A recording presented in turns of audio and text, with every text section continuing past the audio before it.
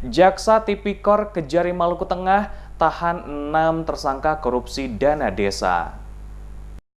Jaksa Tipikor Kejaksaan Negeri Maluku Tengah Cabang Geser Kamis malam resmi menahan 6 tersangka diduga terlibat kasus korupsi alokasi dana desa dan dana desa tahun 2015-2016 di 2 kecamatan, yakni Kecamatan Seram Timur dan Kecamatan Gorom Kabupaten Seram bagian timur. Ke-6 tersangka tersebut yakni AR Kepala Desa Kota Siri, JR Kepala Desa Tila Lerkayelan, Bendahara Desa Tila Lerkaleyan inisial AR, Kepala Desa Tinaru inisial AR, serta Kepala Desa dan Bendahara Desa Kwambor Mataata masing-masing berinisial AM. Penahanan terhadap 4 Kepala Desa dan 2 Bendahara itu setelah menjalani serangkaian pemeriksaan di kantor Kejaksaan Tinggi Maluku. Para tersangka menjalani pemeriksaan sejak pukul 10 hingga 19.30 dan langsung ditahan. Selama pemeriksaan ke-6 orang itu rata-rata dicecar 40 hingga 50 pertanyaan oleh jaksa penyidik. Kacap Jari Geser Rusan Marasawesi mengatakan 4 kepala desa dan 2 bendahara tersebut resmi ditahan karena terbukti melakukan korupsi ADD dan DD tahun 2015-2016. Akibat perbuatan ke-6 tersangka, negara dirugikan 400 juta rupiah. Ruslan mengatakan selain 6 tersangka, Jaksa Tipikor Maluku Tengah juga sedang menyidik kasus yang sama di 2 desa, masing-masing di Kecamatan Gorom dan Kecamatan Tutululu. Dari penyidikan ini, Ruslan yakin dalam waktu dekat akan ada penetapan tersangka baru.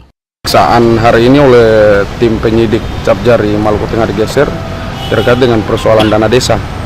Jadi di desa 6 desa, 6 ya, kebenarannya 6.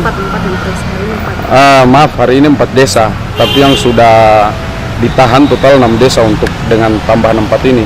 Jadi yang malam ini sampai dengan malam ini yang pemeriksaan dari pagi hari tadi baru selesai malam ini itu 4 desa, Desa Kota Siri, kemudian Kilaler Kalean, kemudian Desa Tinaru dengan Kwambor Mataata.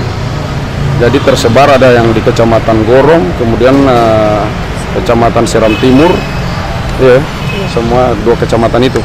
Tersangka ini ada kapasitas sebagai kepala desa dan ada juga sebagai bendahara.